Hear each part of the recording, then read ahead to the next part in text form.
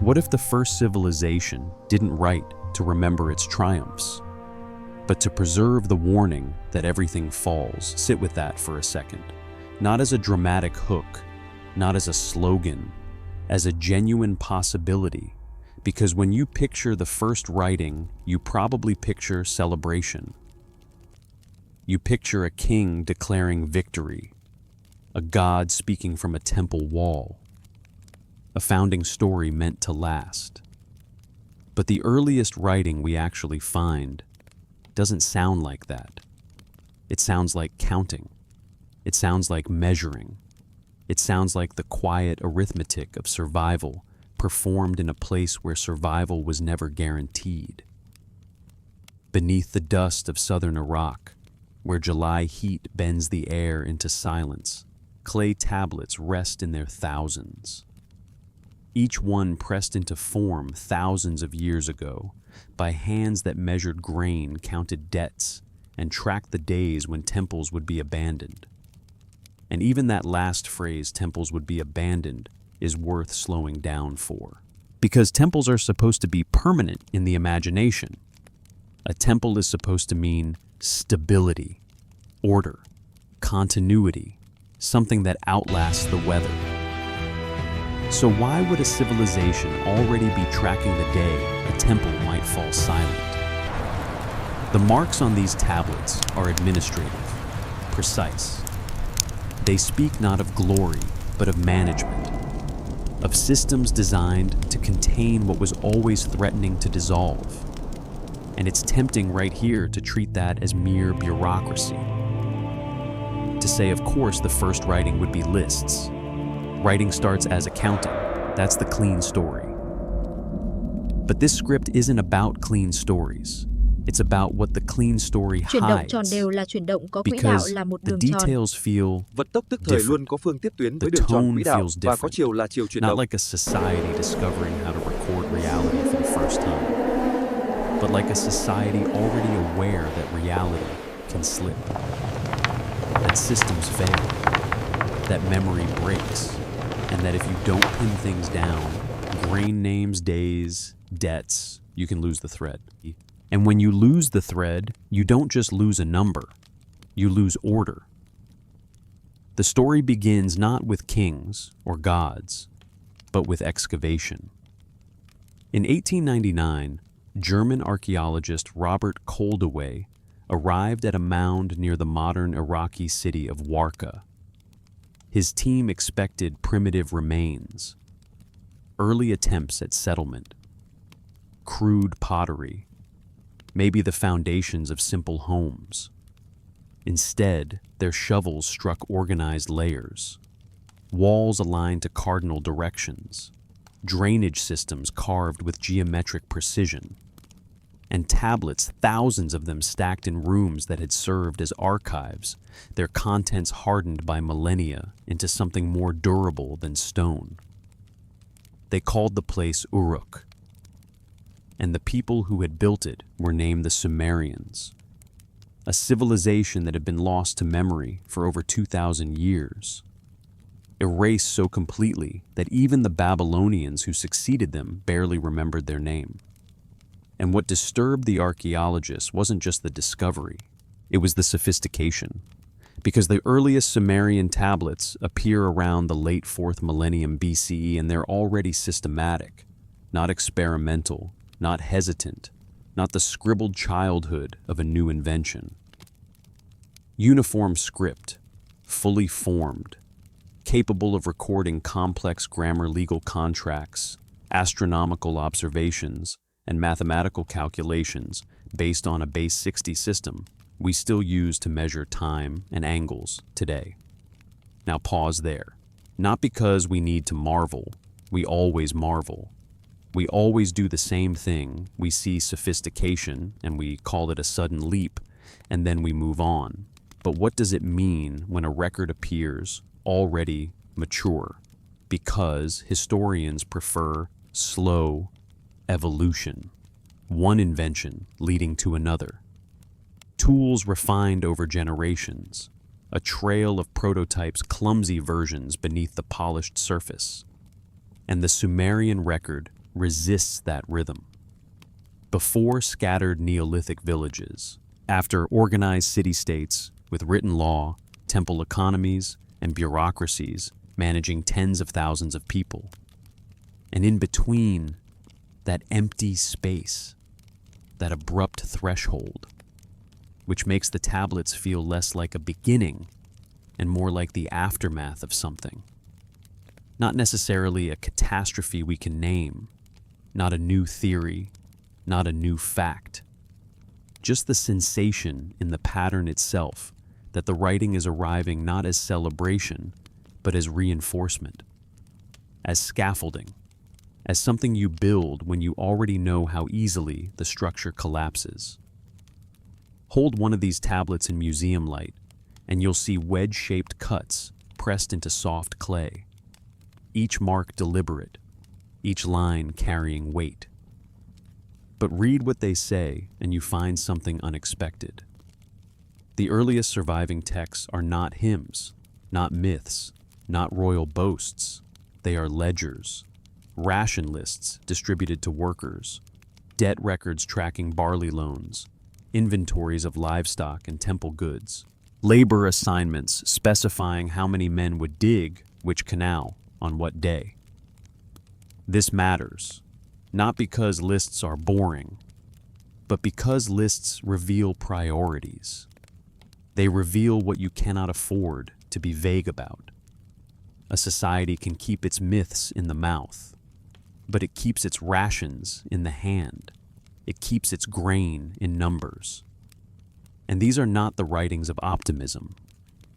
They are documents of scarcity, of rationing, of control exercised because resources were already constrained.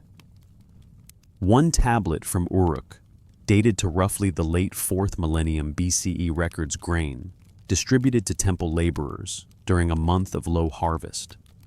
The quantities are carefully measured, names listed, tone clinical, and at the bottom, a line noting reserves would last only a limited number of days before the redistribution schedule would need adjustment.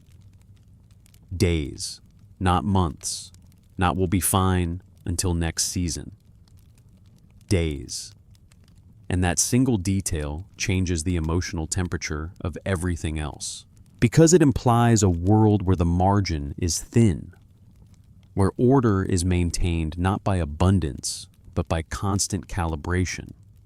They were not in crisis, not in a dramatic cinematic sense. They were in the routine management of survival. And now the question begins to circle.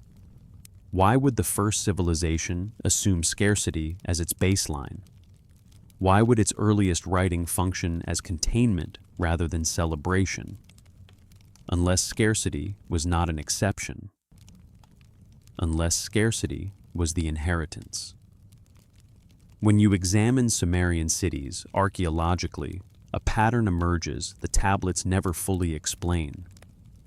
Beneath Eridu, beneath Kish, beneath Lagash, beneath Nippur, excavation reveals something layered.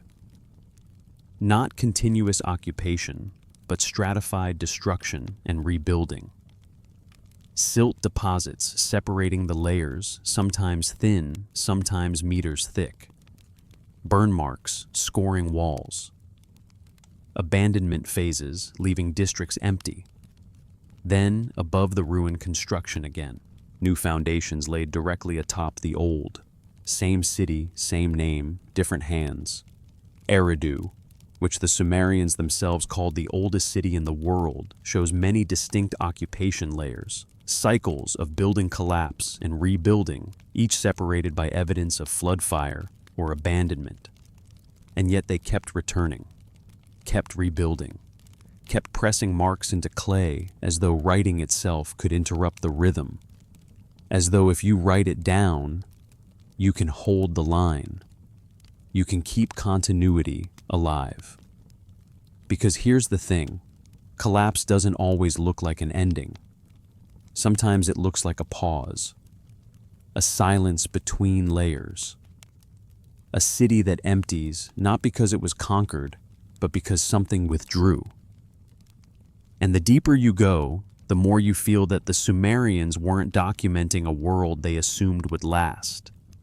They were documenting a world they assumed could vanish. So, if the first writing is already obsessed with management, and if the first cities are already layered with resets, then maybe the origin of writing isn't a triumph.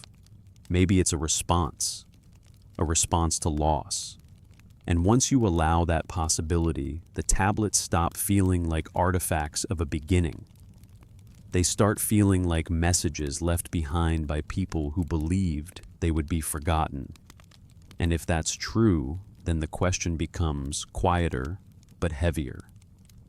What were they trying to preserve? Because in the next layer of this story, we find something even stranger than the first archives of Uruk. We find archives that copy archives. Records preserving records, a chain of transcription that doesn't feel like pride. It feels like fear. And to understand that we have to move from southern Iraq to a mound near the Euphrates, one avoided by locals for generations because they said the ground felt wrong, too quiet, as if something beneath the soil was holding its breath. And that's where we go next, a place avoided for generations, not because anyone could explain why in neat academic terms, not because there was a sign on the road that said danger, but because the ground felt wrong, too quiet, as if something beneath the soil was holding its breath. That detail matters not as proof of anything supernatural, not as new evidence, but as atmosphere. Because this story keeps returning to the same sensation silence that isn't empty, silence that feels like it's storing something. In 1929, a French archaeologist named André Parrot began excavating a tell near the Euphrates River in what is now eastern Syria. The mound was called Tel Hariri. Parrot's team dug through the upper layers and found what they expected: Roman-era pottery, Hellenistic coins, the usual debris of empires that passed through Mesopotamia like weather. But 3 meters down, they struck something older. A wall, massive, perfectly vertical. Mud bricks baked so hard they had survived thousands of years of rain and wind. The wall enclosed a city the Sumerians called Mari, and inside Mari's ruins, Parrot discovered a palace containing over 25,000 tablets, an archive so vast it took decades to translate. Now you could stop there and say, this is what literate civilizations do. They keep records. And on one level, yes, that's true. That's the clean story again. But the clean story keeps breaking under the weight of repetition, because many of these tablets were administrative trade agreements, diplomatic correspondence, tax records, canal maintenance schedules, and yet nearly all of them referenced older texts copied from archives that no longer existed. Let that sink in. A palace archive stuffed with documents that keep pointing backward toward earlier documents, earlier formulas, earlier records. Preserving knowledge from cities that had already fallen before Mari itself was built. The scribes who wrote these tablets were not simply recording their own moment. They were transcribing what had been written before them by people who had themselves been copying older records. Preservation stacked upon preservation. A chain of copying that feels less like routine and more like a reflex, like an instinct, like something you do when you don't trust the world to hold memory for you. And Mari wasn't isolated. Across Sumerian city-states, the pattern repeats.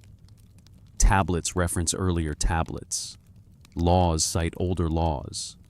King lists compile reigns from fragmented sources. The Sumerians were not creating from scratch. They were reconstructing. And the urgency in that act, the sheer volume of redundant copies, the repetition of the same administrative formulas across cities separated by centuries suggests something deeper than bureaucratic habit. It suggests memory under threat. Now consider the medium, because the choice of medium is a choice about what you believe will happen to the future. The Sumerians did not carve into stone, though stone existed. They did not paint on plaster, though temples had walls. They chose clay, soft, abundant, vulnerable. A clay tablet could be written quickly dried, in the sun, stored in baskets, or on shelves. But it could also crumble, dissolve, shatter. The only way clay endures for millennia is through accidental fire, the very disaster that destroys the cities containing it. So the medium itself carries a strange logic. If your city burns, your words survive. And that's unsettling, because it implies that permanence was never guaranteed. Or maybe more precisely, it implies permanence was never expected. If you expect a stable future, you carve in stone, you build monuments, you announce yourself. If you expect instability, if you expect fire, flood, collapse, you make something that can be produced in overwhelming quantity, knowing most of it will be lost. Not one copy, but hundreds. Not one archive, but many scattered across cities. So that if one burns, another might remain. They wrote as though loss was normal, as though cities would fall, and cities did fall. Excavations at Uruk revealed destruction layers, ash rubble, followed by reconstruction. The same layout, the same temple orientations. But tablets found in rebuilt levels reference texts that were already old, suggesting knowledge had been carried forward across collapse. Scribes rescued what they could, copied what survived, resumed the archive like the chain could not be allowed to break. And here is what makes that stranger. The earliest tablets we possess are already performing this function. There is no evidence of a learning period. No clumsy first attempts, slowly improving over generations. The script appears fully operational, used immediately for complex record-keeping, tracking debts spanning years, managing inventories across seasonal cycles, calculating interest. These are not the writings of a society discovering literacy. They are the writings of a society that needs literacy because it has already learned what happens without it. Because illiterate societies rely on memory. Knowledge is passed orally, embedded in ritual, preserved through repetition. It is resilient as long as the community remains intact. But oral knowledge dies with catastrophe, a flood, a famine that scatters populations, a plague that kills the elders, and centuries of accumulated understanding can vanish in a generation. Writing is what you invent when memory has already failed you once. That is not a new fact being introduced. It's a reading of what the pattern suggests that the function of writing here is not expression, it's insurance. Look at the Sumerian lexical lists, long tablets cataloging words by category, lists of trees, birds, tools, God's legal terms, body parts. These weren't dictionaries for casual reference. They were training tools for scribes, ensuring the writing system itself would not be forgotten. Students copied them endlessly, mechanical, exhausting, deliberate. This is education designed not to inspire, but to prevent disappearance. And even their mathematics carries the same rhythm. Multiplication tables, division problems, area calculations, preserved in standardized forms, copied identically across cities, as though knowledge of measurement itself needed to be locked into place before it drifted into approximation and then into loss. Now bring your attention back to geography, because this preservation anxiety doesn't exist in a vacuum. The Sumerians built their cities on floodplains. the most fertile and most dangerous land in Mesopotamia. Every spring, the Tigris and Euphrates swelled with snowmelt, and the water came without warning, sudden, violent, unstoppable. One week, fields dry. Next week, submerged. When water receded, it left behind silt, rich, thick, and it buried everything beneath it. Archaeology shows this clearly.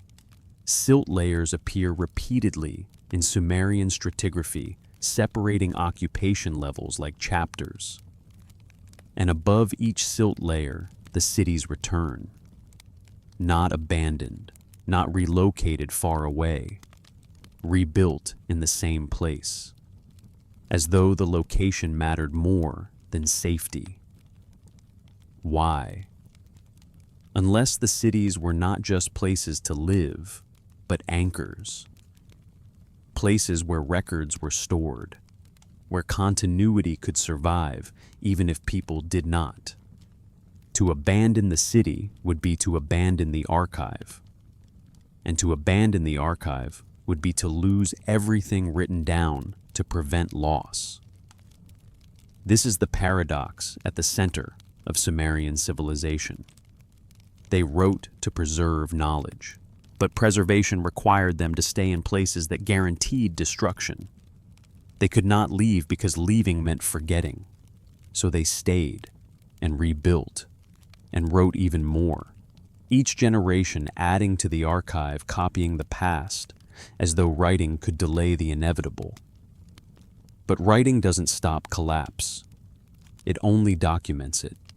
So if writing was not born from optimism, if it emerged instead from the ruins of something already lost, then every tablet becomes a different kind of artifact. Not a record of achievement, a message left behind by people who believed they would be forgotten.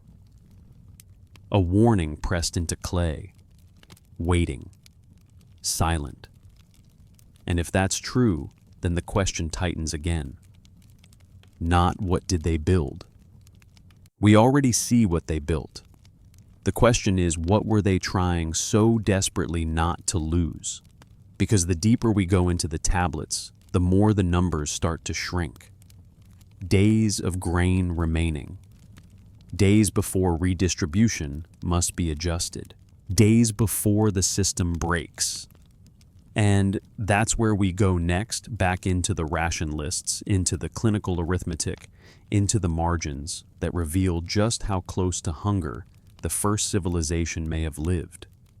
And there, in a tablet no larger than a modern phone, the story becomes painfully specific. There is a clay tablet small enough to fit comfortably in 2 hands, no larger than a modern smartphone. It does not look important. It does not announce itself. It does not describe a god, a king, or a victory. And yet it may tell us more about Sumerian civilization than any monument ever could. It was excavated from the ancient city of Lagash in the early 20th century and dates to roughly the mid-3rd millennium BCE. Its surface is covered in neat columns of cuneiform, each line pressed with the precision of someone who had written thousands of identical documents before. The content is not poetic. It is a ration list. Barley distributed to 37 workers employed in temple construction during the 4th month of the year. Each worker receives a specific allocation based on role. 2 liters per day for general laborers, 3 for skilled craftsmen, 4 for overseers. Names are listed. Absences are noted. Illness is recorded. Deaths are acknowledged without comment. And at the bottom, always at the bottom, the calculation. Remaining grain in the temple granary. Enough for 11 more days. 11. Not an estimate, not an abstraction. 11 days at current distribution rates before something must change. Rations cut, labor halted, debt extended, or people go hungry. This is not exceptional. This is normal. This is what Sumerian civilization spent its ink on, not monuments to kings, not hymns to gods, but the meticulous tracking of grain, because grain could not be assumed. And once you see this tablet clearly, it changes how you read every other one. The earliest Sumerian tablets we possess from the Uruk period, late 4th millennium BCE, follow the same pattern. Inventory lists, labor rolls, calculations of surplus and deficit.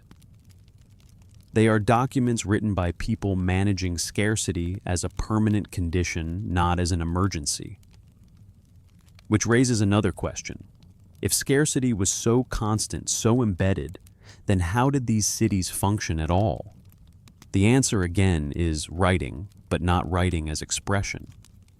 Writing as coordination. Barley was the foundation of the Sumerian economy. Not gold, not silver, grain. It could be stored, measured, redistributed, converted into bread or beer, the two staples that sustained urban populations. But barley required water, and water in southern Mesopotamia was never guaranteed.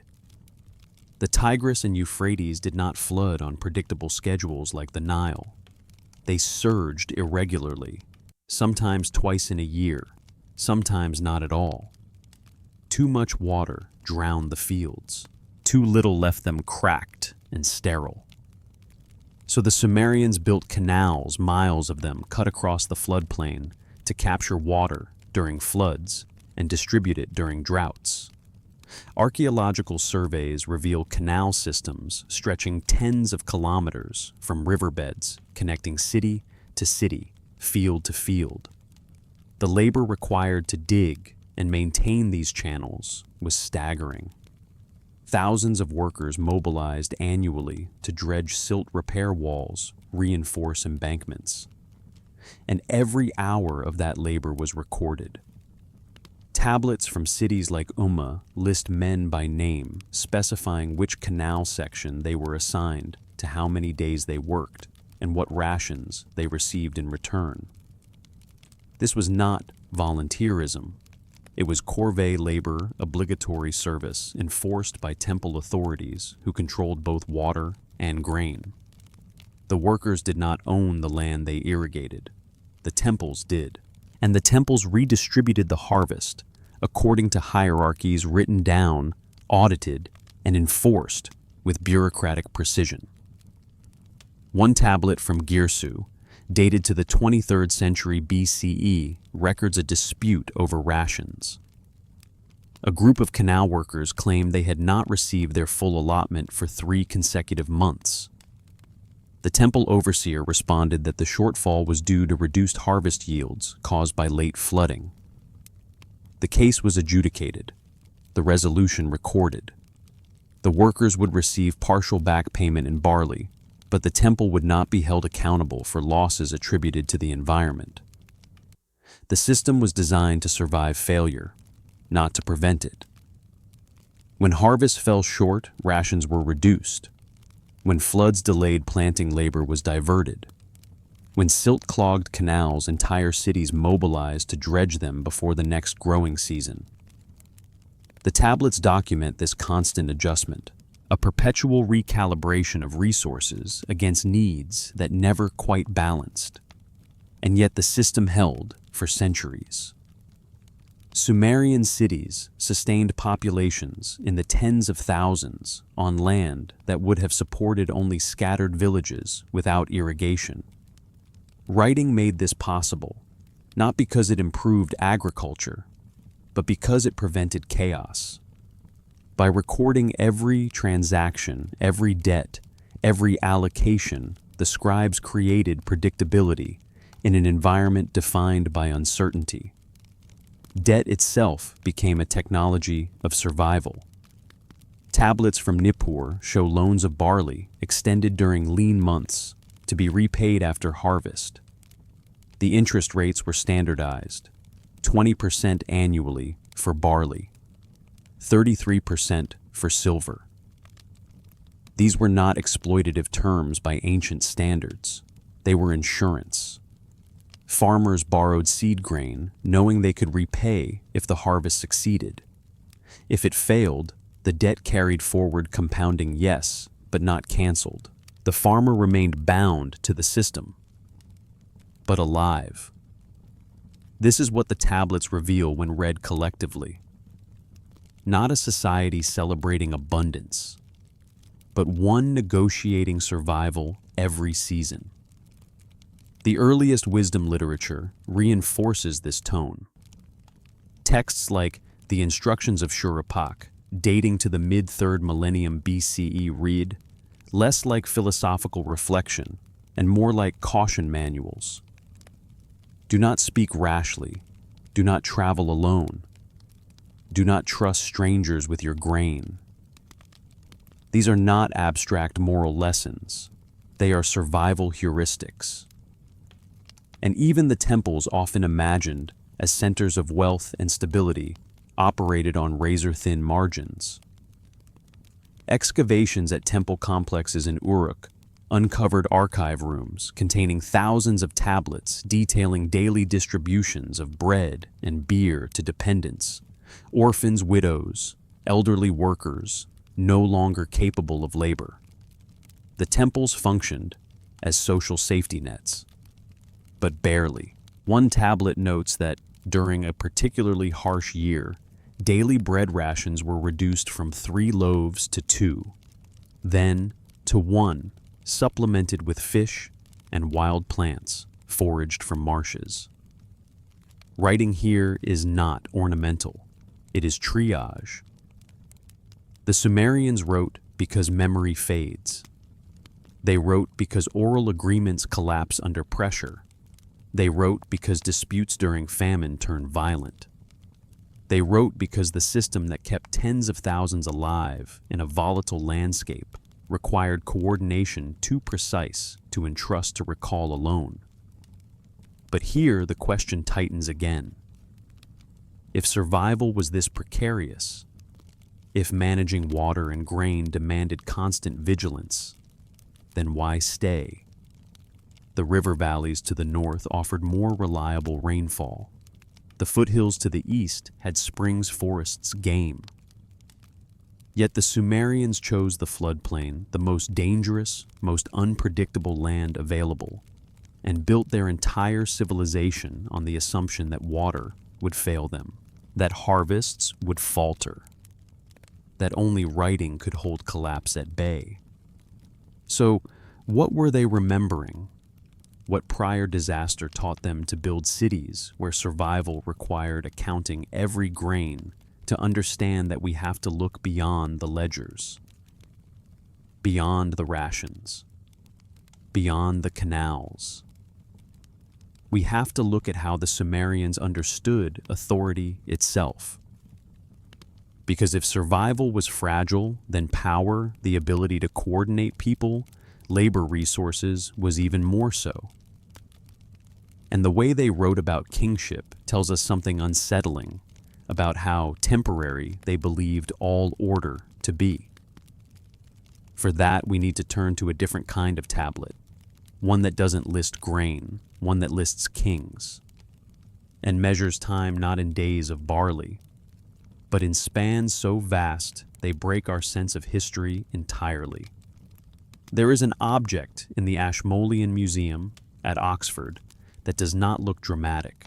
A clay prism about 8 inches tall, covered on all 4 sides with dense columns of cuneiform text. No illustrations, no ornamentation, just names, numbers, transitions. It was discovered in the ruins of Larsa in the 19th century and dates to around 1800 BCE. It is known as the Weld-Blundell Prism, and what it contains is not a story in the way we usually mean the word. It is a list of kings. But the way this list is structured tells us something profound about how the Sumerians understood power, time, and collapse.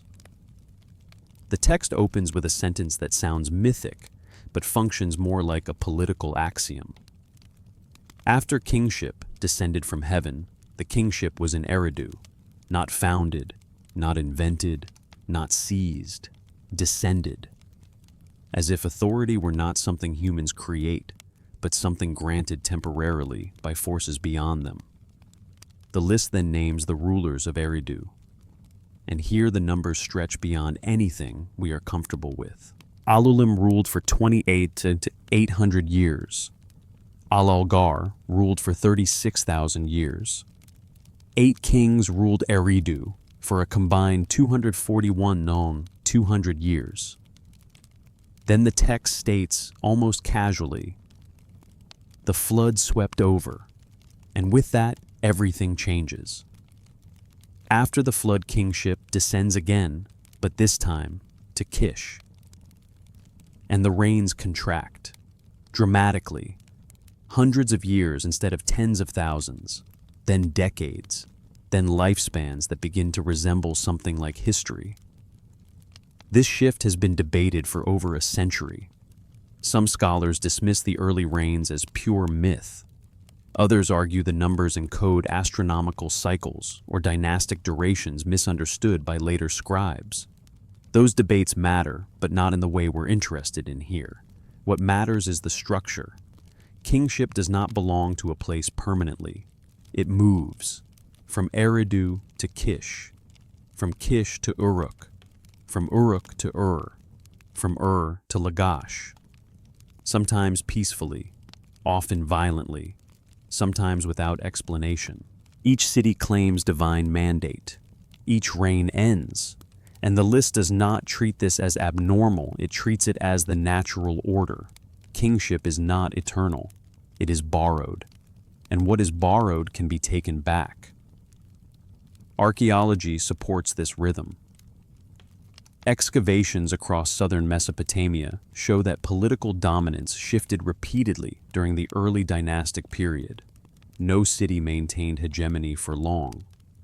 Uruk rose, then faded. Kish dominated, then declined. Lagash flourished, then fell. Power circulated like weather, settling briefly, then moving on. Inscriptions from the period reflect this anxiety.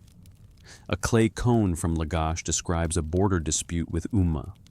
The text does not claim eternal ownership. Instead, it appeals to divine arbitration. The god Ningirsu, patron of Lagash, had drawn the boundary. But the text also admits that Umma had once controlled the same land under protection of its own god. Authority is not absolute. It is negotiated. And when Lagash later fell, the victorious king claimed that the chief god had transferred kingship to him instead. When he was defeated in turn, the next conqueror made the same claim. This is not hypocrisy, it is theology. The Sumerians did not believe kingship belonged to kings. It belonged to the gods, and the gods could revoke it at any moment. Victory and defeat were not accidents, they were verdicts. Cylinder seals from the period show kings standing before gods receiving symbols of authority. Staffs, rings, weapons not as inheritances, but as gifts. What is given can be taken. Even succession within dynasties was unstable. The king list records rulers described not as sons of kings, but as gardeners, cupbearers, or officials who seized authority when previous rulers failed. One inscription from Eson states explicitly that a king was chosen not because of bloodline, but because the gods had grown dissatisfied with the previous dynasty. Kingship was removed, transferred, given elsewhere. This instability was not a flaw in the system. It was the system. Sumerian political thought did not include the idea of permanent rule. Cities rose and fell. Dynasties emerged and dissolved. Authority circulated. And the list records this churn with the tone of accounting, not outrage. Reign, transfer, reign, transfer, like grain, like water, like seasons. But this raises a deeper problem. If authority itself was acknowledged to be conditional, if kings ruled knowing their legitimacy could vanish overnight, What kept the system from collapsing entirely? What prevented chaos from becoming permanent? The answer appears in the spaces between reigns. The texts describe moments of confusion, fields left unplanted, canals, neglected trade, disrupted violence between cities. And always the same phrase appears in various forms. The land was in confusion. Order required kingship. But kingship required divine approval, and divine approval was never guaranteed. So collapse was not an anomaly, it was expected. Which brings us to the laments. Because alongside ration lists and king lists, the Sumerians wrote something else. They wrote about abandonment, not conquest, not heroic defeat, but departure. One tablet excavated from Nippur and dating to around 2000 BCE contains a long poetic text known as the Lament for Ur. It does not describe a battle. It describes a leaving. The lady of the city wept bitter tears. Like a dove, she moans for her nest. The goddess Ningal, patron of Ur, does not defend the city. She pleads with the chief gods. They refuse. The decision has been made. Kingship will be removed. The city will fall, and Ningal must leave before destruction arrives. Only after the gods depart does the city collapse. Enemy forces appear, but they are almost incidental. Instruments executing a verdict already passed. The real catastrophe is the silence. The temple emptied of presence. Ritual without inhabitant. Order withdrawn. This pattern repeats across lamentation literature. Cities fall because their gods leave, not because walls are weak, not because armies are strong, because the anchor is gone. And the people write this down, not in anger, not in protest, but in acceptance. What is striking is that many of these laments were written long after the collapses they describe, copied and recopied in cities still standing, taught in scribal schools, recited during rituals. The Sumerians institutionalized the memory of collapse. They did not hide it. They preserved it. Why? Why would a civilization deliberately teach its children the story of its own destruction? Why embed abandonment into its core literature? Perhaps because collapse for them was not failure. It was rhythm. And if collapse is rhythmic, then survival is not about preventing it. It is about recognizing when it comes. Which brings us back to writing, because writing in this world is not an attempt to stop the cycle.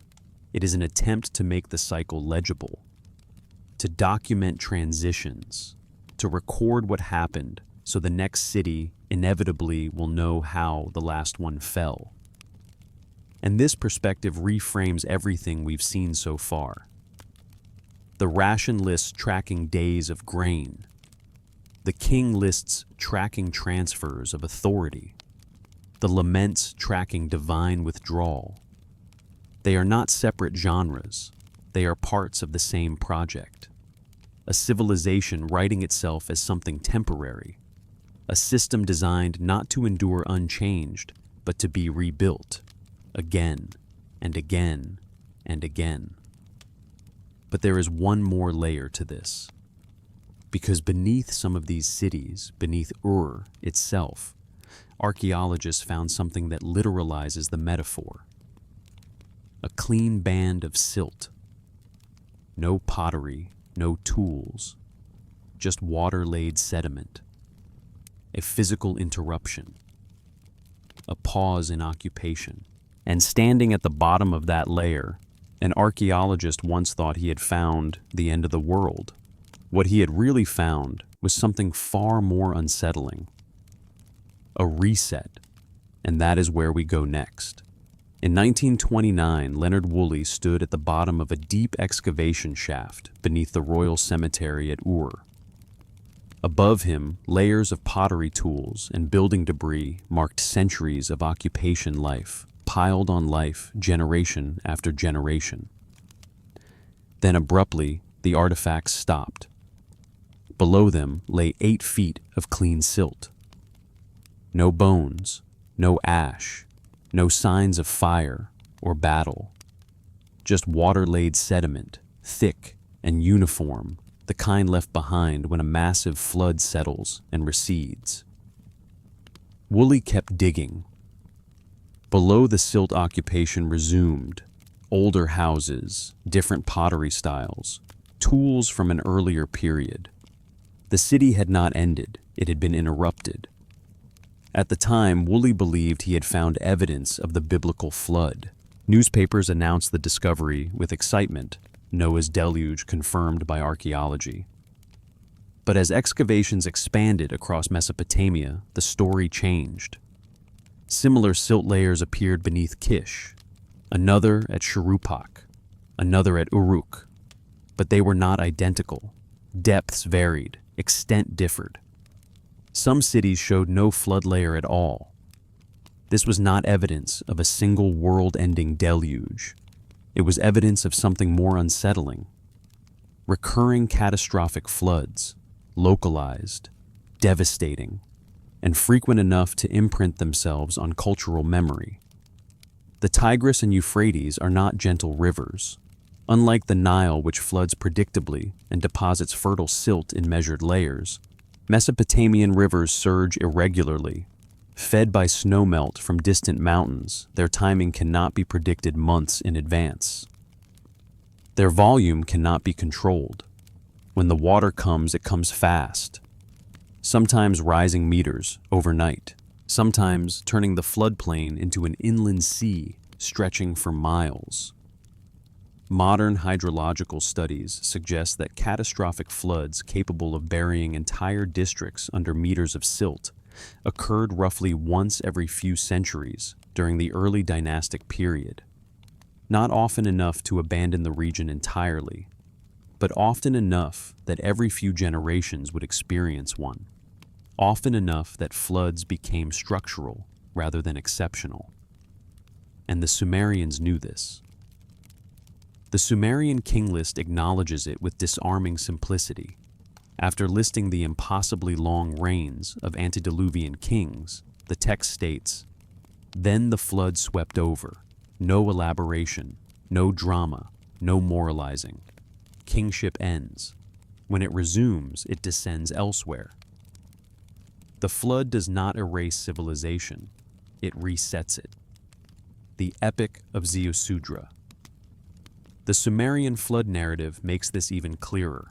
Ziusudra, king of Shuruppak, is warned by the god Enki that the divine assembly has decided to destroy humanity with a flood. Not because of moral corruption, not because of sin, but because humanity has become too numerous, too noisy, disturbing the gods' rest. The flood is not punishment, it is population control. A reset triggered because civilization has exceeded sustainable limits. This detail matters because it aligns with what the archaeology shows. The cities that exhibit flood layers around this period, Kish, Shuruppak, were among the largest settlements in Sumer at the time. Each supported populations in the tens of thousands. The irrigation systems required to sustain them were vast and fragile. Flood narratives frequently mention canal failures, breached embankments, water escaping control. These cities were not passively drowned by nature. They were overwhelmed because the systems designed to manage water had been pushed beyond their limits. One tablet from Shuruppak, predating the flood layer there, records complaints from farmers that canal maintenance had fallen behind. Workers had been diverted to temple construction. Embankments were not reinforced before the seasonal surge. The tone is routine, bureaucratic. The tablet ends with a note that repairs would be scheduled after the next harvest. But the next harvest never came. The flood arrived first, and Shuruppak was buried. When occupation resumed above the silt, the city was smaller, the administrative tablets fewer, the population reduced. The reset was not total, but it was real. And this pattern repeats across Sumerian history. Cities grow, systems strain, water escapes control, silt buries streets, survivors rebuild, sometimes shifting slightly to higher ground, but always in the same region, always with the same techniques, always knowing the water will return. Which brings us back again to the question that refuses to go away. Why rebuild here? Why not leave? Why return to a floodplain when safer land existed elsewhere? The Sumerian answer lies in how they understood the world itself. In their cosmology, the god Enki, lord of water and wisdom, organizes creation by assigning each element its place. Heaven to An, earth to Enlil, fresh water to himself. Mesopotamia, the land between the rivers, is where fresh water meets earth. The boundary between order and chaos. The place where the world is continuously made and unmade. To live there is to live at the edge of creation. Floods are not interruptions. They are the rhythm of the land. Destructive, yes, but also renewing. The silt that buries houses is the same silt that makes fields fertile. The water that destroys also nourishes. To abandon the floodplain would be to abandon the source of life itself. One inscription from Lagash describes the reconstruction of a temple after a flood. The king is praised, but the language is not triumphant. It is matter of fact. What was destroyed, he rebuilt. What was scattered, he gathered. What was swept away, he returned. The repetition feels weary, as though this has happened before, as though it will happen again. The Sumerians built with mud brick, the most flood-vulnerable material imaginable. They built directly on the floodplain, often in low-lying areas where water pooled first. They built knowing their cities would dissolve. And they wrote it all down, not as warnings to leave, but as instructions for how to rebuild. So, if destruction was not a question of if, but when, if floods were expected, then what made rebuilding worth the certainty of loss? To answer that, we need to look beyond water, beyond grain, beyond kingship. We need to look upward. Because the Sumerians believed collapse did not begin in the earth, it began in the sky. And they spent centuries watching the heavens for signs that order itself was about to withdraw. That is where the next layer of this story lives. They watched the sky, not with wonder in the modern sense, not with curiosity for its own sake, but with vigilance. Because for the Sumerians, the heavens were not distant. They were active. They were communicative. And more importantly, they were predictive. If collapse began anywhere, it began above. In the library of Ashurbanipal at Nineveh, excavated in the 19th century, archaeologists uncovered thousands of tablets cataloging omens. Among them was a vast collection known by its opening words, Enuma, Anu, Enlil, when the gods Anu and Enlil. In its compiled form, the collection dates to the 2nd millennium BCE. But many of its entries are far older, copied from Sumerian sources reaching back centuries.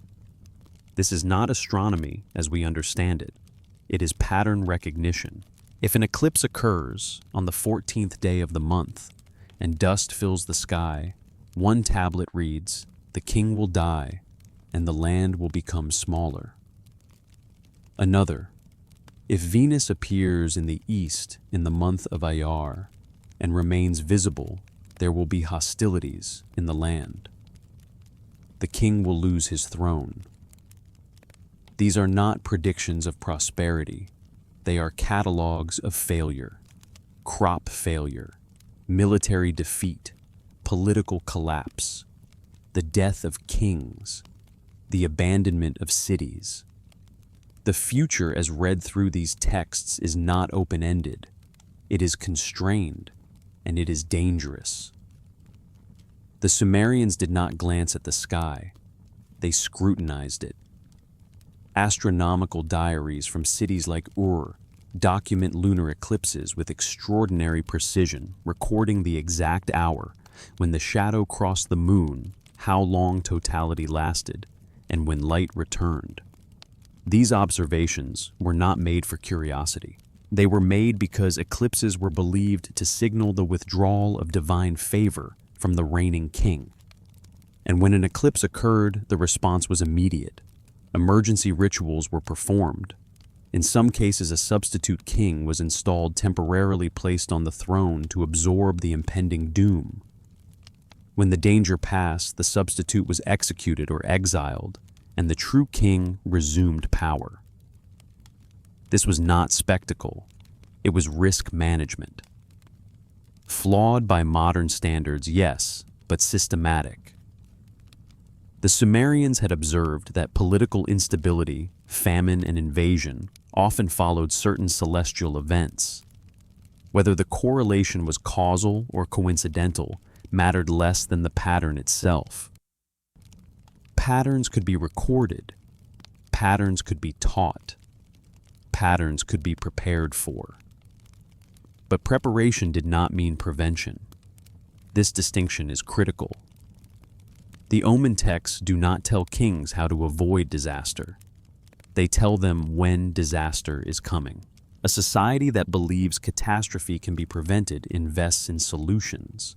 A society that believes catastrophe is inevitable invests in documentation. The Sumerians invested in documentation.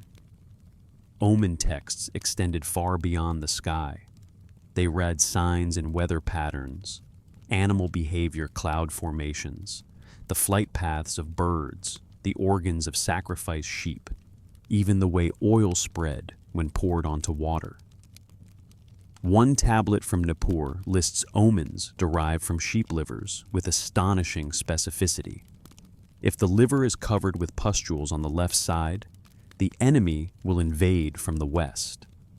If the gallbladder is enlarged, the king's advisor will betray him. If a fissure appears near the apex, famine will follow within 2 years. Hundreds of configurations, each mapped to outcomes. This was not improvisation. It was a curriculum. Young scribes learned to read entrails the way they learned to read cuneiform. Both were considered essential skills for maintaining order in a world believed to be perpetually on the edge of collapse.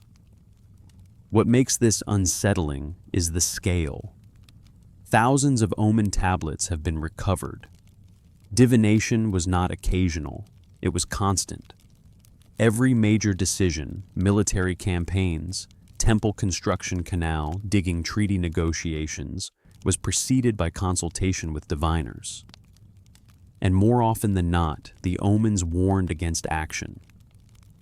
Delay, caution, abandonment. One administrative text records a proposed military campaign. The king consulted diviners. The omens were unfavorable. The campaign was postponed. 3 months later, another divination. Again, unfavorable. The campaign was canceled entirely. 2 years later, the neighboring city invaded anyway. The system did not prevent collapse. It merely confirmed that collapse had been foreseeable. The most extensive omen literature concerns storms. And that makes sense. The Sumerians lived in a landscape where weather could erase a city. Dust storms that turned day into night. Thunderstorms that split the sky. Windstorms that tore roofs from houses and capsized boats. These were not inconveniences. They were interpreted as communications from the storm god, announcements of divine displeasure. One tablet reads, "If a storm comes from the south and lightning strikes the temple, the city will be abandoned within 5 years." Another, "If the wind howls for 3 days without ceasing and dust covers the fields, the king will be overthrown and his name forgotten." These predictions are not vague. They are temporal, concrete, and sometimes disturbingly accurate. Not because the gods controlled the weather, but because environmental stress and political instability were linked. Drought weakened harvests. Weak harvests strained food distribution. Strain produced unrest. Unrest destabilized kingship. The omens did not cause collapse. They recognized early signals of cascading failure. But here is the paradox. If the Sumerians could read the signs, if they cataloged thousands of ways the world could fall apart, why did they not act to stop it? Why develop such a sophisticated system of anticipation without developing strategies for prevention? The answer lies in theology. For the Sumerians, humans did not control outcomes. The gods did. Omens were not warnings inviting intervention. They were announcements of decisions already made in the divine assembly. Humans could perform rituals, offer sacrifices, install substitute kings. They could delay, redirect, absorb, but they could not reverse. If the gods had decided a city's time was finished, no amount of human effort would change that. This created a quiet fatalism. Kings ruled knowing their reigns were temporary. Cities prospered, knowing prosperity was conditional. Scribes recorded omens, knowing future scribes would read them and recognize the same patterns repeating. One late text advises a young scribe, "Do not refuse the word of the omen." When the gods have decided the matter is finished, what the heavens announce the earth will fulfill. The tone is not despair, it is duty. The scribe's role is not to change fate, it is to witness it, to record it, to ensure that when collapse comes, there will be a written account proving it was not random, not accidental, but foretold. So if the Sumerians believed the universe itself announced collapse, if they spent centuries cataloging signs of impending failure, why did knowing the signs never stop what they predicted? To answer that we have to move somewhere unexpected, not to the sky, not to the temple, but to a school, a building filled not with grain or omens, but with exercises, mistakes, corrections, a place where a dead language was kept alive long after it stopped being spoken. Because there, in the quiet repetition of copying words no one fully understood anymore, the final consequence of writing for survival becomes visible. And it is not preservation. It is something stranger. In the ruins of Nippur, excavated at the turn of the 20th century, archaeologists uncovered a building unlike any temple palace or warehouse previously found in Mesopotamia. There were no storage rooms filled with grain, no residential quarters, no signs of craft production. Instead, room after room was filled with clay tablets, thousands of them, organized, categorized, stacked. This was an aduba, a scribal school, and it had been operating continuously for centuries before its final abandonment. What makes this place unsettling is not its existence. Literate societies need schools. That is expected. What makes it unsettling is the language. By the time many of these tablets were written around 1700 BCE, Sumerian was no longer spoken as a living language. Not in homes, not in markets, not in daily administration. The students copying these texts were native speakers of Akkadian, a Semitic language that had gradually replaced Sumerian in everyday life after the rise of Akkadian political power in the late 3rd millennium BCE. And yet inside these schoolrooms, Sumerian lived on. frozen, preserved, repeated. The tablets prove this. Many contain marginal notes written in Akkadian questions, confusions, admissions of uncertainty. A student copies a Sumerian proverb. A scribe whose hand rivals the mouth, he is indeed a scribe. Beneath it, in smaller Akkadian script, the student has written meaning unclear. Another tablet contains a teacher's correction skill in writing equals skill in speech. But the student does not understand why the metaphor works. They can reproduce the words. They cannot inhabit them. This is not literacy in the sense of living language. This is preservation without comprehension.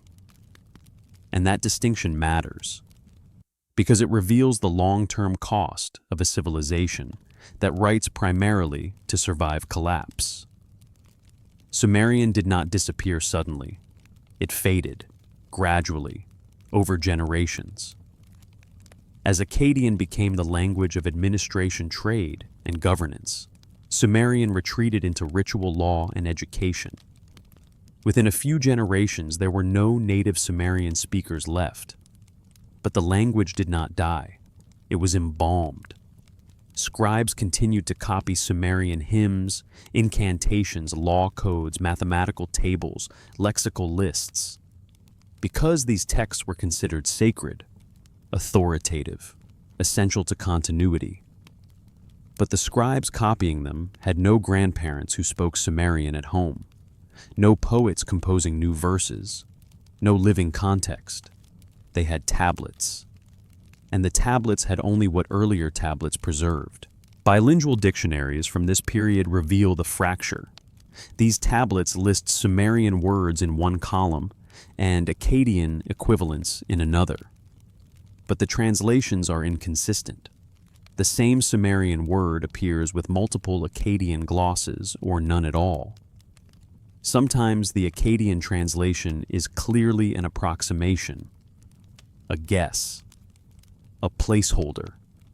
One bilingual tablet lists technical irrigation terms, specific words for canal gates, sluices, drainage channels. The Akkadian translations collapse distinctions the original Sumerian vocabulary had carefully maintained. What had once been precise becomes generalized, flattened.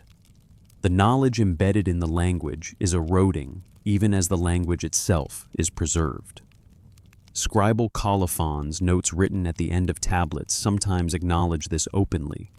One reads, copied from an ancient tablet. The original was damaged. Lines uncertain. I have written what I could read. Another states, this is the house of tablets. Old knowledge is stored here. May future scribes understand what we no longer do. The tone is not apologetic. It is factual. The scribe knows they are preserving something beyond their comprehension, trusting that someone someday might recover the meaning. But there is no guarantee. The chain has already cracked, and this is not limited to obscure technical vocabulary. Even foundational religious texts begin to drift. The Sumerian creation narrative survives in fragments copied centuries later, but the versions differ. Lines are duplicated, contradictions appear, key theological concepts are described using Sumerian terms that no longer have clear Akkadian equivalents. Later scribes copy them faithfully, but interpret them through guesswork. One word, lu, originally meaning person or human, becomes ambiguous. Does it mean humanity as a whole, or a specific class of workers, servants created to serve the gods? The text never clarifies. The ambiguity persists, and it is preserved. This is the paradox. As Sumerian faded from living use, scribal training became more rigorous, not less. Students were required to memorize longer lexical lists, copy more complex texts, achieve perfect replication. The system was optimized for accuracy, not for understanding. One educational text describes a student's day. He rises before dawn, recites his lists, copies his tablet, submits it to the teacher. If errors are found, he is beaten. The text is written in Sumerian, but it describes a world where Sumerian no longer lives outside the school, a language sustained by discipline, detached from the culture that once generated it. The result is fossilization. Sumerian texts survive in enormous quantity, but as artifacts, not as living literature. Scribes can reproduce formulas, but they cannot always explain them. They can calculate using base 60 notation, but they do not know why the system was structured that way. They can perform rituals, but the theological nuances have blurred. Knowledge has become inheritance, not insight. And inheritance is fragile. It depends on unbroken transmission, on teachers who care, on libraries that survive floods, fires, invasions. The Sumerians built a system to preserve knowledge across collapse, but they could not preserve the context that made the knowledge meaningful. By around 1600 BCE, even the schools struggled. Tablets from Nippur show declining enrollment, fewer completed exercises, teachers' notes lamenting student indifference. One teacher writes, "The youth of today do not value the old words. They learn Akkadian and forget Sumerian. What will remain when we are gone?" The question is rhetorical, but the answer is already visible. Tablets, mountains of them, perfect copies of texts no one fully understands, written in a language no one speaks, preserving knowledge no one can fully apply. So, what becomes of a civilization's wisdom when it can be endlessly repeated but no longer inhabited? When writing succeeds too well at preserving form and fails at preserving meaning, to see where this leads, we have to move forward in time, to a palace archive filled with redundancy, with copies of copies, documents preserved long after their relevance had passed, where preservation itself becomes the point, and where writing, once a strategy for survival, begins to resemble something else entirely, an embalming, and that is where we go next. Between 1922 and 1934, excavations at the ancient city of Mari uncovered a palace archive unlike anything previously seen in Mesopotamia. Over 25,000 tablets, room after room filled with clay, letters, inventories, legal rulings, administrative memoranda. On the surface, this looks like abundance, evidence of a thriving bureaucracy at work. But when scholars began to read the archive closely, a strange pattern emerged. Redundancy. The same document appears multiple times, not drafts, not revisions, exact copies, stored in different rooms, sometimes in different wings of the palace. One administrative letter, a routine report on barley shipments, exists in 5 identical versions. Each copy carefully written, stored separately, preserved independently. From a practical standpoint, this makes little sense. 1 copy would suffice. 2, perhaps for safety. But 5. This is not efficiency. This is anxiety. And Mari was not unique. Across Mesopotamia, during the 2nd millennium BCE, as political stability fractured and cities changed hands through conquest and rebellion, the volume of tablets increased, not decreased. Archives expanded. Standardization tightened. Older texts were copied more frequently. Formats became rigid, as though uniformity itself could protect knowledge from distortion. But the tablets reveal something else. Much of what was being copied was already obsolete.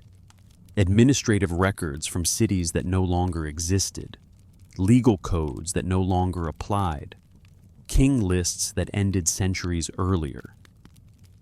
The scribes were not documenting the present. They were embalming the past.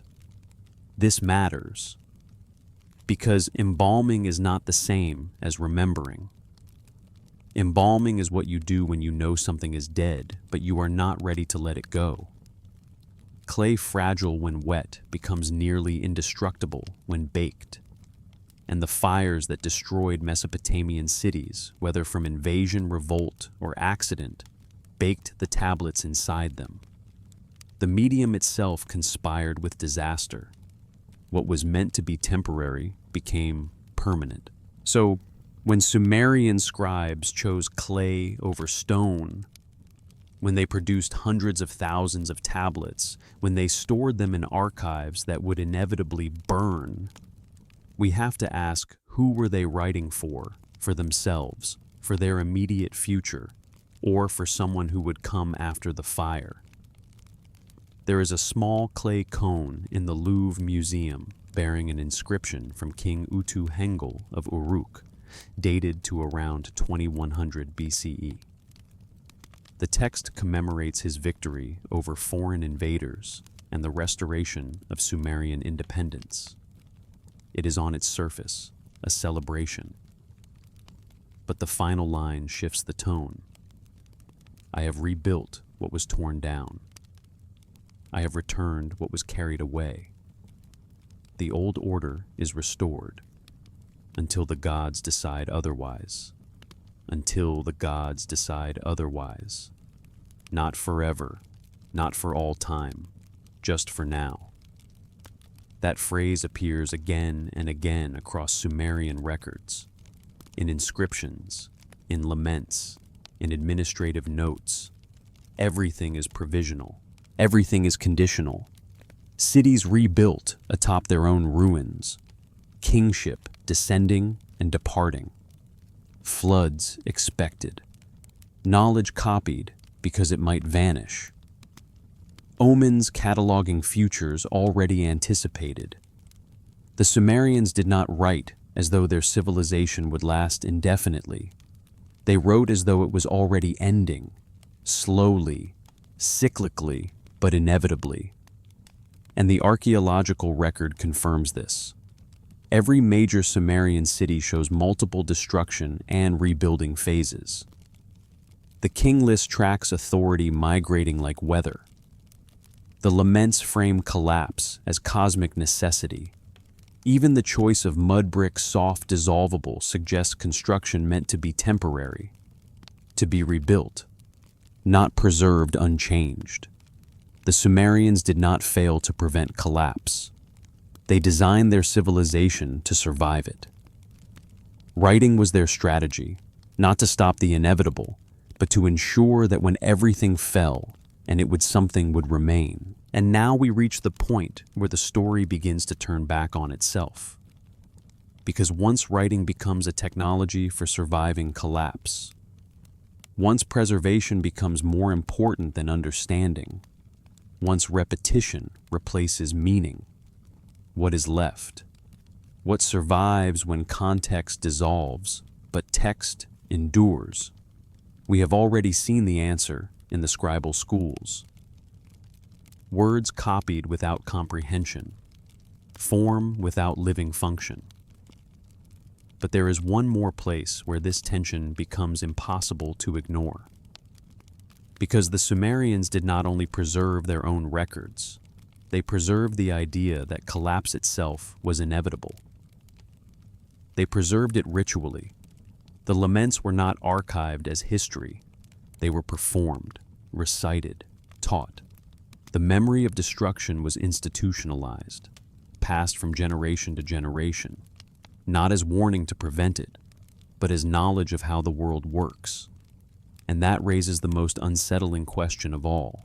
If you believe collapse is inevitable, if you believe it is written into the structure of time, if you believe the gods themselves withdraw order periodically, then what is the purpose of building anything at all? Why write? Why rebuild? Why teach children words whose meanings you no longer fully grasp? The answer does not appear in the tablets directly, but it appears in the pattern. Writing was not meant to save Sumer forever. It was meant to ensure that Sumer would not disappear without a trace. That when the next city rose, when kingship descended elsewhere, when another people inherited the land between the rivers, they would find the tablets. They would read the lists, the laments, the omens, and they would know this has happened before. Which brings us to the final turn. Because once you realize that the first writing may have been composed with collapse in mind, once you see civilization itself framed as temporary, it becomes impossible not to notice the mirror. Because we are still writing, still archiving, still copying, still storing our knowledge in systems we hope will outlast us.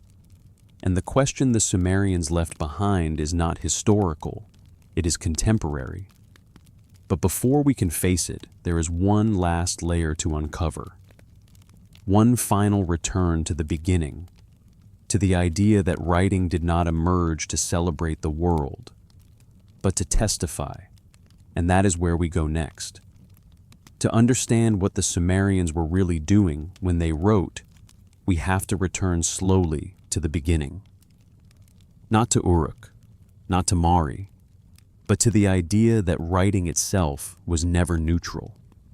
It was not a simple tool, it was a response. Because once you accept that collapse is not an anomaly, but a rhythm, everything changes. Writing stops being a celebration of presence and becomes a strategy against erasure. And when you look again at the earliest tablets, with that lens, their tone sharpens. They do not say, "We are here." They say, "This happened." They say, "This was counted." They say, "This is how it worked." And beneath all of that quietly, they say, "Remember." The Sumerians did not trust memory. They trusted procedure. They trusted lists. They trusted repetition, because memory for them had already proven unreliable. A flood could scatter families. A famine could kill elders. A conquest could empty cities. And with each rupture, knowledge could vanish, not gradually, but suddenly. So they externalized memory. They pressed it into clay, and clay, fragile as it is, was enough. Because clay could be multiplied. Hundreds of tablets saying the same thing. Thousands of copies. Redundancy as insurance. And this is where the story turns outward. Because if writing begins as an answer to collapse, then the question is not just why did they write? The question is, what does writing become when collapse is expected? In Sumer, writing did not promise progress. It promised continuity of record, not survival of the city, survival of the trace. That is a subtle but critical distinction. A city can die, a language can fade, but a tablet, if buried and baked, can outlast both. Which is why the Sumerians were so careful about format, why lists look the same across centuries, why formulas repeat verbatim, why deviation is discouraged. Change introduces risk. Uniformity preserves legibility. This is not creativity, it is stabilization. And it reveals a civilization that understood itself as provisional, temporary, borrowed. Even the gods behaved this way. They arrived, they departed, they withdrew presence, they transferred kingship. Nothing stayed, not power, not cities, not language. So writing became the one thing that could move forward while everything else reset. But here is the deeper implication. Once writing is used primarily to preserve against loss, it begins to shape how people think about time. Time stops being linear. It becomes cyclical. Rain, collapse, rebuild. Harvest, flood, famine. Kingship descends. Kingship withdraws. And writing becomes the thread that passes through the cycle. not preventing it, not transcending it, but stitching it together. This is why the Sumerian king list does not read like history. It reads like pattern recognition. This is why the laments do not demand justice. They accept abandonment. This is why omens do not offer solutions. They announce inevitability. Writing in this worldview is not an instrument of control. It is an instrument of witnessing. And that brings us to a difficult realization. Because once writing becomes a witness to inevitability, it can lose its relationship to agency. If collapse is written into the structure of the world, if divine decisions are final, if humans cannot alter the outcome, then writing no longer asks, "What should we do?" It asks, "What happened last time?" And that question is profoundly conservative. It looks backward. It values precedent. It mistrusts novelty. It prefers repetition to experimentation, which is exactly what we see. By the second millennium BCE, Sumerian culture is no longer innovating. It is preserving, copying, standardizing, repeating. The writing system grows, but it grows inward. More tablets, more copies, more archives. Not new forms of thought, not new ways of living. This is not decline in the moral sense. It is a consequence. A civilization optimized for memory over adaptation. And here is the cost. When conditions change in ways that do not resemble the past, when new powers emerge, when new languages dominate, when new political structures appear, a culture oriented around repetition struggles to respond. It can remember, but it cannot improvise. The Sumerians did not disappear overnight.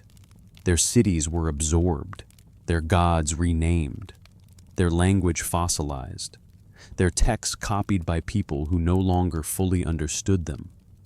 And eventually, even the copying slowed. The last scribes trained in Sumerian struggled. Teachers complained. Students lost interest. The chain weakened.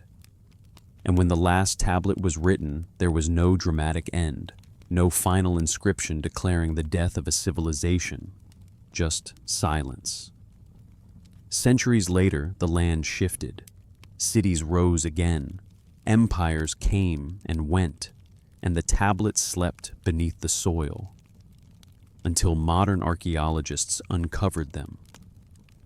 And suddenly, the Sumerians spoke again. Not because they survived, but because their writing did. Which brings us to the mirror we cannot avoid. Because we too are a civilization that writes obsessively. We catalog, we archive, we store, we duplicate. We back up our data in multiple locations, in clouds, in servers, in physical media buried in secure facilities. We preserve manuals, protocols, histories, scientific papers. We write not just to communicate, but to ensure continuity. We write because we know systems fail. Power grids collapse. Institutions fall. Languages shift. We write because we do not trust memory. And we tell ourselves this is progress. But the Sumerian example asks a different question. Are we writing to build a future? Or are we writing because on some level we expect to lose one? That question does not require an answer. The Sumerians did not answer it either. They simply wrote. And in doing so, they left us the oldest mirror humanity has ever made. A mirror that does not show us who they were. It shows us what it means to live in a world where permanence is an illusion, where collapse is not a failure, but a feature. And writing is what you do when you want something, anything, to cross the gap between one cycle and the next. But there is still one final turn left. Because if writing survives collapse, If texts outlast the worlds that produce them, then meaning becomes something that must be recreated, not preserved. And that brings us to the final question the Sumerians leave behind. Not why did we fall, but what happens when what survives no longer knows why it exists. And that is where this story ends. When something survives longer than the world that created it, it begins to drift, not physically, conceptually, meaning loosens, context thins. And what was once precise becomes symbolic, then ritualized, then opaque. This is the final consequence the Sumerians could not solve, only anticipate. Because writing can cross collapse, but understanding often cannot. We see this most clearly, not in moments of disaster, but in moments of continuity when later civilizations inherit Sumerian texts and try to use them. The Akkadians copied Sumerian hymns. The Babylonians copied Sumerian law codes. Assyrian scholars copied Sumerian lexical lists and omens. The texts lived on. But the world that made them necessary had changed. Canals were maintained differently. Political authority had centralized. Empires replaced city-states. Languages evolved, and yet the tablets remained, which created a strange inversion. Originally, writing existed to stabilize a fragile world. Now the world was relatively stable, imperial, expansive, bureaucratically confident, but the writing preserved a mindset forged in precarity. Texts about scarcity circulated in eras of surplus. Laments about abandoned cities were recited in thriving capitals. Omens predicting collapse were consulted by kings ruling vast territories. The memory of fragility outlived fragility itself. And that is not neutral, because inherited knowledge carries assumptions. Sumerian texts assumed instability. They assumed divine withdrawal. They assumed that order was temporary and had to be constantly reinforced. Later societies inherited those assumptions without inheriting the conditions that created them. And this produces tension. A worldview optimized for collapse does not vanish when collapse recedes. It lingers. It shapes decisions. It frames expectations, even when the environment has changed. This is why omen literature expanded dramatically in later periods. Not because disaster increased, but because uncertainty did. Empires grow larger, systems become more complex, the stakes of failure rise, and the old Sumerian instinct returns: catalog the signs, document the warnings, preserve the patterns. When you cannot fully control the future, you try to read it. And when reading fails, you record that failure too. This is how a civilization can become haunted by its own past. Not by trauma alone, by procedure, by repetition, by inherited frameworks that once saved lives but now limit imagination. The Sumerians did not intend this. They did not design writing to constrain the future. They designed it to keep the past from vanishing. But once writing exists, it acquires momentum. It accumulates authority. What is written gains weight. What is repeated gains legitimacy. And eventually, what is preserved begins to dictate what is possible.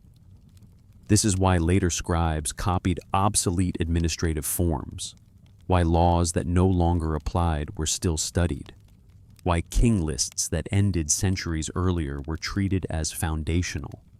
The past had become canon, and canon resists revision. Which brings us back one last time to the first tablets. The ration lists, the inventories, the quiet arithmetic of survival. Those documents were never meant to be eternal truths. They were situational, practical, urgent.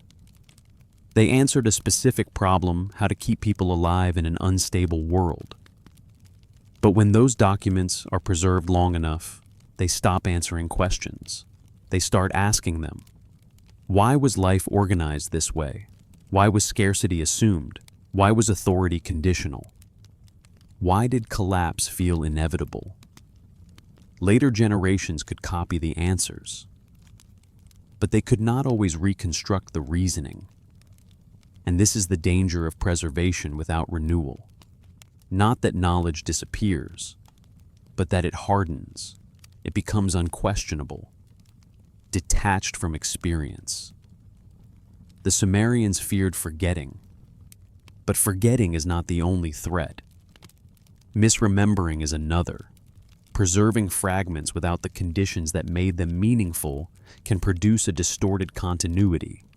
The shape remains, the function shifts, and eventually the artifact becomes symbolic rather than operative. This is what happens when a writing system outlives its ecology. Which is why the final silence of Sumerian is not dramatic. It does not end with fire or flood. It ends with redundancy, with fewer students, with teachers lamenting indifference, with texts copied one last time because tradition demands it, not because anyone knows what would be lost if they stopped. And then they stop. Not all at once, gradually, quietly. And centuries later, the tablets wait. They wait through empires, through religions, through languages. They wait until another civilization, ours, uncovers them and tries to read them back into life. And here is the uncomfortable truth. We are not the first people to inherit writing from a collapsed world. We are part of a chain where texts survive longer than systems, where knowledge is carried forward without guarantees of comprehension, where archives grow faster than wisdom. The Sumerians understood this risk intuitively. That is why scribes wrote colophons asking future readers to understand what they could not. They knew writing could outlast meaning. They hoped someone else might restore it. Which places us in an unusual position, because we are that someone else. Not because we fully understand Sumer. We do not. But because we are the first to see the entire arc, from invention to fossilization, from survival strategy to historical residue. And that perspective forces a final question. Not about them, about us. If writing began as a response to collapse, if archives expand when confidence shrinks, if preservation intensifies when futures feel uncertain, then what does our own obsession with documentation say about how we imagine what comes next? We store data redundantly. We preserve protocols. We write manuals for systems that may not exist in 50 years. We back up our knowledge in anticipation of failure. We tell ourselves this is prudence, and maybe it is. But the Sumerians would recognize the instinct. They would recognize the tone. They would recognize the quiet assumption beneath it all, that the world we know is not guaranteed, that systems fail, that memory breaks, that collapse is not unthinkable. And so we write, we archive, we repeat, we preserve. Not because we are certain of the future, but because, like them, we are not. And in that sense, the first writing was never really about them. It was about this moment, about what humans do when permanence feels fragile, when continuity cannot be assumed, when the only thing that seems capable of crossing the gap is a mark made by hand, pressed into matter, waiting for someone, anyone to read it later. Which means the story does not end with Sumer. It passes through it and arrives here, still unfinished, still repeating, still asking the same quiet question the first tablets implied, without ever stating, when everything else falls, what do you want to leave behind? When everything else falls, what do you want to leave behind? That question is never written explicitly on a Sumerian tablet. It doesn't need to be. It is embedded in the act itself, in the pressure of the stylus, in the repetition of the lists, in the insistence on copying what has already been copied. Because writing, once it becomes a response to collapse, is no longer neutral. It becomes ethical, not in the sense of morality, but in the sense of responsibility, responsibility to the future, responsibility to continuity, responsibility to people you will never meet, living in conditions you cannot imagine. The Sumerians did not write because they believed the future would resemble the present. They wrote because they believed it would not. That belief changes everything. It explains why they did not optimize for elegance, why their texts are repetitive, why formulas remain unchanged for centuries, why even mistakes are preserved rather than corrected. A system built for endurance does not prioritize innovation. It prioritizes legibility. If the world breaks, clarity matters more than creativity. And so the Sumerians made their writing boring on purpose, predictable, standardized, redundant. They stripped expression out of administrative language so that it could survive translation, copying, and misunderstanding. This is not the writing of poets. It is the writing of engineers facing entropy. And once you see it that way, the volume stops being impressive and starts being poignant. Over 500,000 tablets recovered, perhaps millions more still buried, not because Sumerians loved paperwork, but because they did not trust time. Time erodes memory. Time distorts stories. Time breaks chains. Writing was how they pushed back, not by stopping time, but by slowing it, by forcing it to pass through marks that could be reread, reinterpreted, reactivated. But this strategy had limits. Writing can preserve form. It cannot guarantee meaning. Meaning depends on context, on lived experience, on shared assumptions. And when those assumptions dissolve, writing becomes something else. It becomes scripture. It becomes tradition. It becomes artifact. That transformation is already visible inside Sumerian history itself. By the time Akkadian-speaking scribes were copying Sumerian texts, they no longer fully understood writing had shifted function. It was no longer a tool for managing present instability. It was a bridge to a vanished world, a world that was already gone. And here is the uncomfortable realization.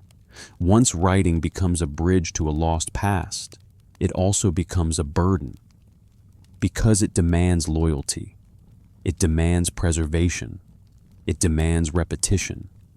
And it resists replacement. Later Mesopotamian civilizations did not abandon Sumerian writing because it stopped working. They struggled with it because it worked too well. It anchored them to assumptions that no longer matched reality. But abandoning it felt dangerous. Because what if those assumptions were still true? What if collapse could return? What if the old warnings still mattered? This tension between honoring inherited knowledge and adapting to new conditions is not unique to Sumer. It is structural. It appears wherever writing becomes central to civilization. Once something is written, it gains authority. Once it gains authority, changing it feels like risk. Once change feels like risk, repetition feels safe. And repetition over time hardens into doctrine. The Sumerians did not invent this dynamic. They were its first case study, which is why their story is not just archaeological, it is philosophical. It asks a question that every literate civilization eventually faces. At what point does preservation stop being protection and start becoming constraint? At what point does remembering too well prevent learning something new? The Sumerians never answered this directly. They couldn't. They were inside the system. But we can see the tension in their final centuries. In the dwindling scribal schools, in teachers complaining that students no longer cared, in texts copied one last time because tradition demanded it, not because anyone knew what would be lost if they stopped. And then quietly, the system unwinds. Not through catastrophe, through irrelevance. The tablets are no longer needed. Other languages serve better. Other systems replace them. And the Sumerian writing tradition ends. But the irony is sharp, because the moment the tradition ends, the tablets begin their second life, as artifacts, as evidence, as voices from the deep past. They survive precisely because they are no longer used, buried, forgotten, protected by neglect, until we find them and try to understand them again. Which brings us back one final time to us. We live in a world saturated with writing. More text is produced in a single day now than existed in all of ancient Mesopotamia. We record everything. We archive automatically. We preserve not because we choose to, but because systems do it for us. And yet the instinct is the same. We back up data because we fear loss. We store knowledge redundantly because we do not trust permanence. We write protocols for emergencies we hope never arrive. We document processes in case the people who know them disappear. This is Sumerian logic, updated technologically, unchanged psychologically. The difference is scale. Our archives are vast, our redundancy nearly infinite. But the underlying question has not changed. Are we writing to build a future, or are we writing because on some level we expect interruption? The Sumerians would recognize the tone of our age, the anxiety, the emphasis on documentation, the belief that if something goes wrong, at least the record will survive. And they would understand the comfort in that, because writing does provide comfort. It tells us that even if we fail, something of us will remain. A trace, a mark, a message. But the Sumerian story also carries a warning, not about collapse itself, but about what survives collapse. Because survival of text is not the same as survival of wisdom. Wisdom requires renewal, reinterpretation, context. And that work cannot be automated. It cannot be outsourced to archives. It must be done again and again by living minds. Which leads us to the final thought, the last turn of the spiral. Because if writing was invented not to celebrate beginnings, but to survive endings, then the real question is not what the Sumerians left behind. It is what we will do with what they left us. And whether we are capable not just of preserving knowledge, but of re-understanding it when the world that made it necessary is gone. That is where this story truly ends, not in the past, but in the responsibility of the present. And one final part remains, not to conclude, but to sit with that responsibility, quietly, as the Sumerians did.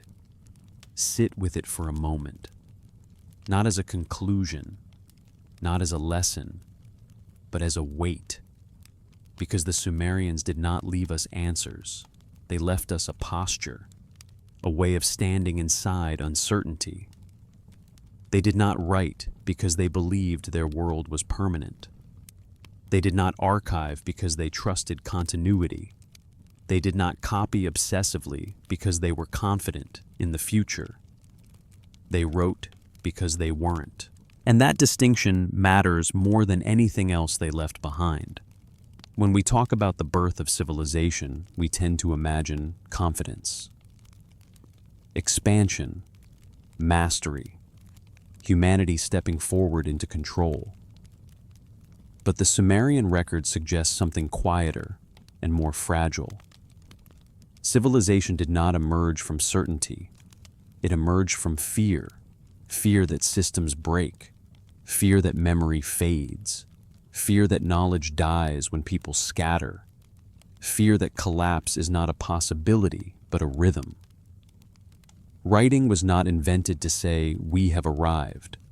It was invented to say, "Do not forget what happened when we fell." And that changes how we should read every tablet. The ration lists are not mundane. They are warnings. The king lists are not boasts. They are reminders of impermanence. The laments are not exaggerations. They are rehearsals for the inevitable. The omens are not superstition. They are an attempt to make collapse legible before it arrives. Even the scribal schools, those rooms filled with copied words no one fully understood anymore, were not failures. They were acts of faith. Faith that meaning might be recovered later. Faith that someone someday would read carefully. Faith that preservation, even without understanding, was better than silence. The Sumerians accepted something we still struggle to articulate. That civilization is not a straight line. It is a pulse. Build, strain, fail, rebuild. And what survives is rarely the thing you intended to preserve. Cities dissolve, languages fade, institutions rot, but marks remain, and marks become messages. Messages addressed not to contemporaries, but to strangers across time. This is why the Sumerians feel so close to us, not because their gods resemble ours, not because their technology does, but because their anxiety does. They lived in a world where systems were fragile, where environmental forces could erase decades of labor overnight, where political authority shifted suddenly, where survival depended on coordination that could fail at any moment. So do we. We may have different tools, different scales, different abstractions, but the underlying tension is the same. We live inside systems that feel permanent right up until they don't. We back up data because servers fail. We document processes because people leave. We archive research because institutions collapse. We preserve culture because memory alone is not enough. We tell ourselves this is foresight, and it is. But it is also recognition. Recognition that the world we inhabit is contingent. That continuity is not guaranteed.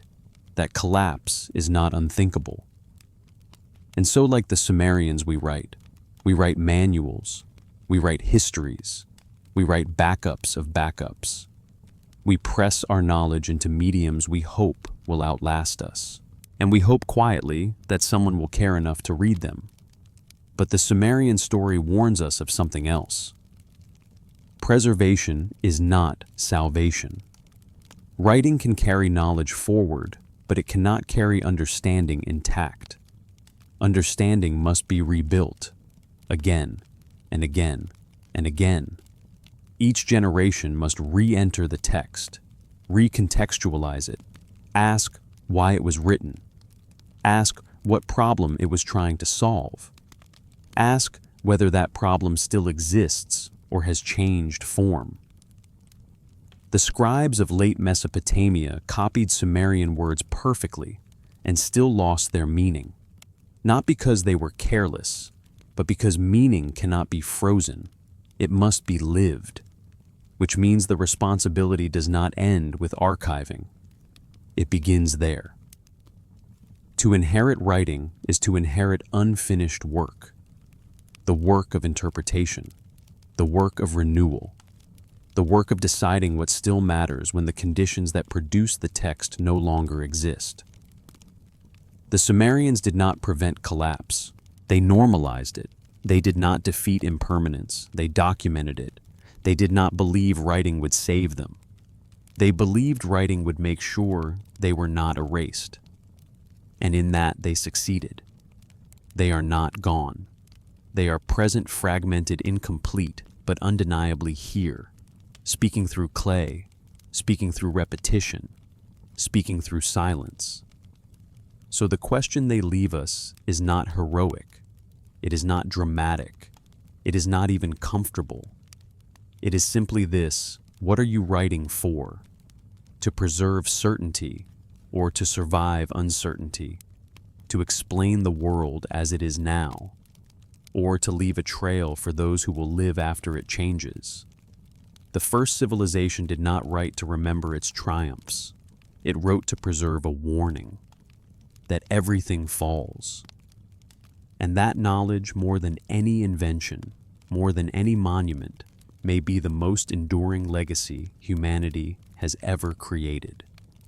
Not because it stops collapse, but because it teaches us how to live, knowing collapse will come, quietly, deliberately, with our eyes open, and with a stylus pressed into something that might last just long enough for someone else to find it and begin again.